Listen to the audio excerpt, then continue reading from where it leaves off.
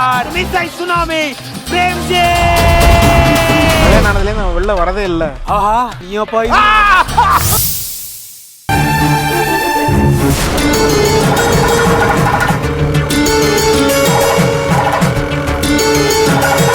எனக்கு கவின் மட்டும் புள்ள இல்லை, எனக்கு இன்னொரு பெண் குழந்தையும் பிறந்தது. அது அநியாயமா கடவுள் என்றது பறிச்சு எடுத்துட்டு போயிட்டான். அதுல இருந்து நான் ரொம்ப உடைஞ்சு போயிட்டேன் நிலா. ஒவ்வொரு நாளும் ஒவ்வொரு நொடியும் அந்த பெண் குழந்தைய நினைச்சு நான் உள்ளுக்குள்ளேயே அழுதுகிட்டு தான் இருக்கேன். அதனாலே என்னவோ தெரியல, உன்னை முறையா ஸ்கூல்ல பார்த்தப்பவே உன்னை ரொம்ப பிடிச்சு போச்சு. உன்னோட அந்த மழலையான பேச்சு, சுட்டித்தனமான செயல்கள், வெள்ளந்தியான அந்த சிரிப்பு, இதெல்லாமே எனக்குள்ள அச்சடிச்ச ஆணி மாதிரி மனசுக்குள்ள பதிஞ்சிருச்சு. உனக்கு ஒண்ணுன்னா என்னால தாங்க முடியல பத்தியா. இதுக்கு பின்னாடி என்ன காரணம்னு எனக்கு தெரியல. ஆனா என்ன காரணமா இருந்தாலும் கடைசி வரைக்கும் நான் உன் கூட டிராவல் பண்ணணும் தான் ஆசைப்படுறேன். சொல்ல போனா கடவுள் என்கிட்ட தூக்கிட்டு போன என் மகளை திருப்பி என்கிட்ட கொடுத்ததான் நினைக்கிறேன். உன்னை பார்க்கும் போதெல்லாம் அந்த நினைப்பு தான் எனக்கு வருது.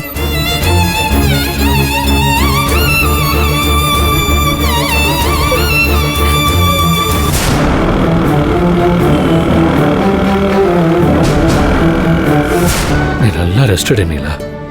இதுக்கு முன்னாடி எப்படின்னு தெரியல, ஆனா இதுக்கப்புறம் நீ அப்பா இல்லாத குழந்தையே கிடையாது. உன் அப்பா உனக்கு என்னெல்லாம் செய்யாம போனாரோ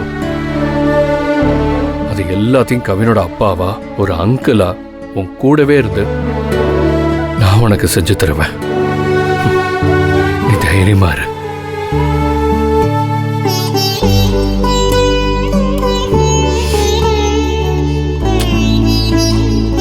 நான் வரேன்டா.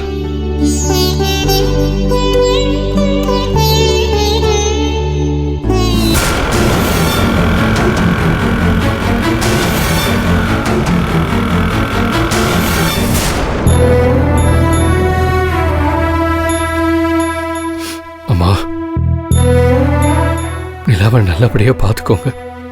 இதுக்கு முன்னாடி கூட எனக்கு அவ சுட்டித்தனமான அழகான கியூட்டான குழந்தையா தான் தெரிஞ்சா. ஆனா ஒரு அப்பா இல்லாத குழந்தையா, இவ்வளவு பரிதாபத்தை சுமந்துட்டு இருக்கிற குழந்தையா நான் இன்னைக்கு தான் நிலாவை அப்படி பார்க்கிறேன். இந்த சின்ன வயசுல நிலா இவ்வளவு மனவேதனையோட இவ்வளவு நாள் இருந்திருக்கான்னு நினைக்கும் போது எனக்கு அவ்வளவு கஷ்டமா இருக்கு. நிலா நல்லா இருக்கணும், அவ படிச்சு பெரிய ஆளா வரணும், அவ லைஃப்ல சந்தோஷம் மட்டும்தான் நிறைஞ்சிருக்கணும்னு என்னமோ தெரியல என் மனசு ஏங்குது. கண்டிப்பா அது நடக்கும், நான் நம்புறேம்மா.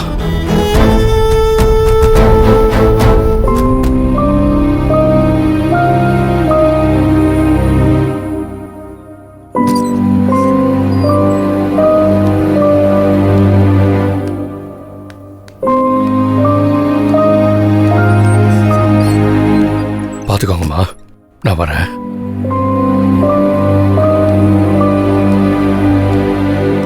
தம்பி ஒரு நிமிஷம்.